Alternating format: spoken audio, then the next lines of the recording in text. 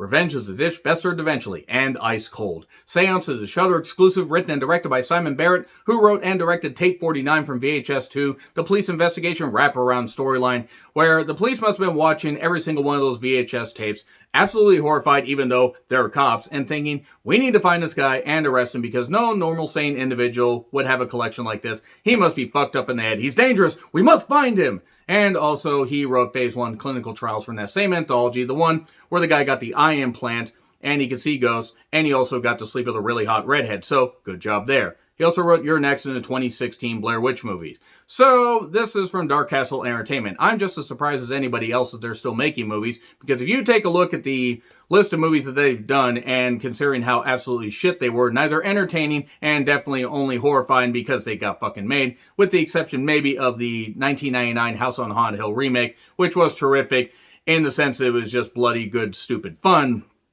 They are still around making movies such as this one that is set in some isolated college dormitory or reform school or something for a bunch of girls that aren't college age. I mean, unless you count the fact that, like, some of them maybe were in college a little bit too goddamn long, because some of them are at least in their mid to later 20s, but whatever, it's horror movie 101 to use older actors in there. And I'm not necessarily saying they're old, but it's just kind of funny where you say, well, girls didn't look like that when I was in college. Well, that's because these girls are a little bit older than college age. But let's move on from that. So there's a bunch of pretty girls, and there's some weird, haunting, ghost spoopiness stuff, and also people keep dying. That's pretty much it right there. There's really not a whole lot to this movie, and when they try to peel back the layers on this storyline that's paper thin as it is, you can see everything coming, and the third act twist, that I'll get into when I do spoilers a little bit later on, isn't really that surprising. There are a few moments where it's like, okay, this shows flashes of not being that bad, but my main issue with this is the writing wasn't necessarily bad, but the characters weren't absolutely fleshed out, even as some of them got killed, ironically. There was just not a lot of meat to this. Like, it felt kind of like very much a concept that they could have just put in a, anthology movie. They could have maybe made this 30 to 40 minutes and it would have been a whole lot better. But no, instead, they had a whole bunch of padding. They tried to add some backstory. It was pretty goddamn obvious where they were going from the beginning. And like I said, even that twist is like, okay, cool. I mean, I don't really care about this character any more than I already did.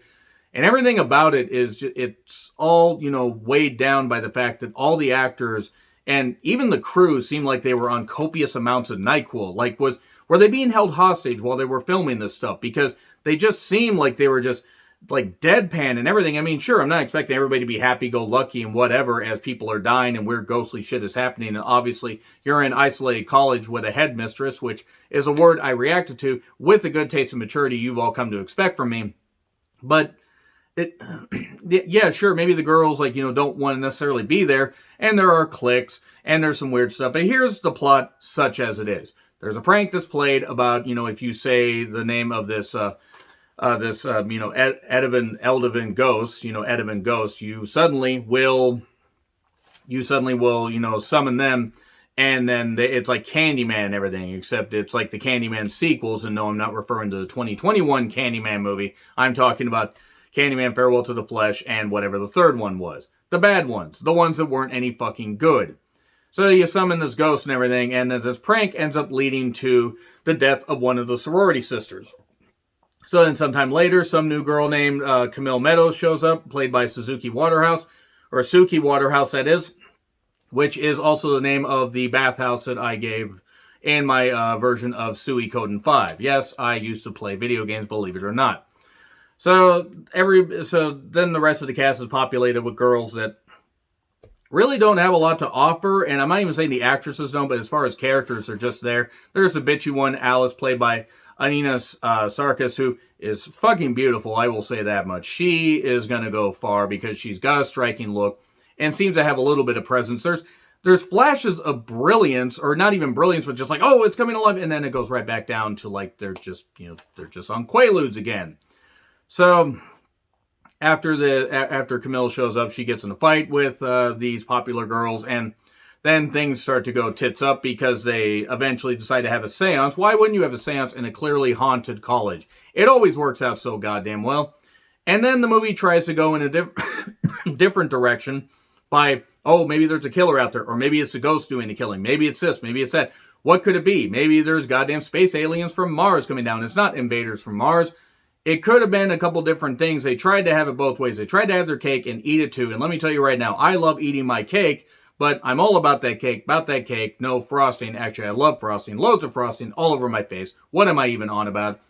This movie tried to have things two different ways, and then eventually when it tries to come together right now, it's over for me because I fell asleep. Actually, I almost did fall asleep during this. So Camille tries to figure out what's going on. She kind of has a budding friendship / maybe something more with one of the girls, Helena, and she, she's kind of a little bit mysterious with some of her stuff, even though if you've seen any horror movies, you can figure this out. And eventually, everything does come together, and it gets silly, and it gets ridiculous, and it just proves that everybody's really stupid, and the least stupid of the people somehow managed to survive. That's really about it right there. Were there ghosts? Were there killers? Well, let's find out in the spoilers. So anyway, spoilers. By the way, don't watch.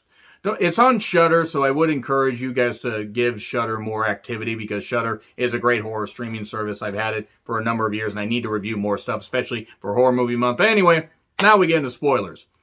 So anyway, basically the idea is this Camille shows up shortly after this girl, Carrie, ends up, falling out of her window and ending her life. Or maybe she didn't end her life. Who the fuck knows?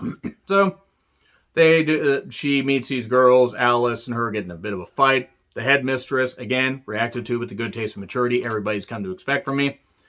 They have a bit of a fight, and then they have to be in detention, and then some of the girls have made masks, like, weird papier-mâché type masks, that factor into killers eventually using masks just like that, because why the fuck wouldn't they? Because why else would you reintroduce masked killers, or reintroduce masks like that if you weren't just going to eventually do, I don't know, crazy, stupid papier-mâché spoopy killings?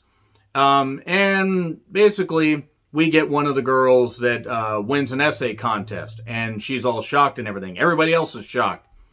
Well, that factors into the plot a little bit later. They do seances. It turns out that these seances were controlled, as most seances are. Not saying I don't believe in ghosts, but a lot of these seances end up being just where somebody's using tricks. It's like magicians revealing their tricks. You don't want them to reveal their tricks. Silly magicians, tricks are for kids. So Camille and Helena try to figure out what's going on as the other girls kind of resist. And then things unfold where more people start dying.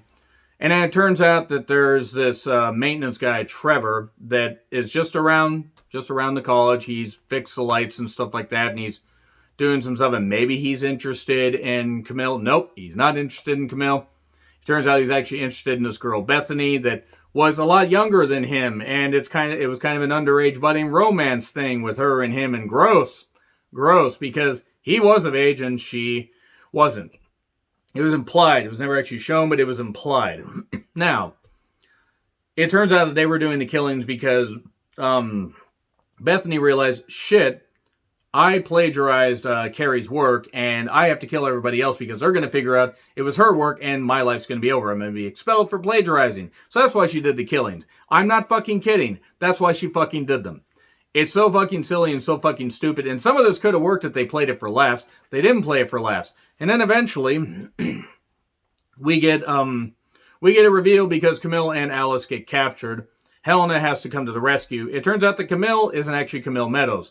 She was Carrie's friend, and she came here for revenge. And eventually does get revenge it actually does get unintentionally comedic when she knocks out Bethany with one of the lights, throwing the lights down and everything, the weird fluorescent stuff.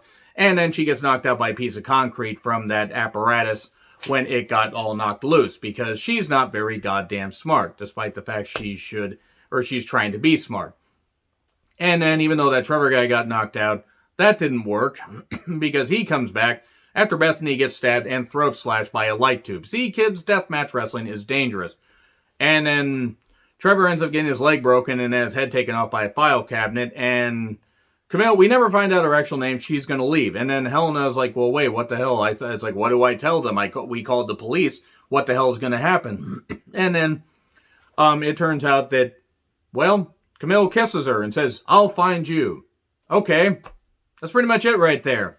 I'm going to give it a D because there were sparks of it not being too bad, but it was aggressively boring for the most part. So anyway, let me know your thoughts in the comments. Like, share, subscribe, Twitter handle in the description. I'm John Retlin. I'll see you soon.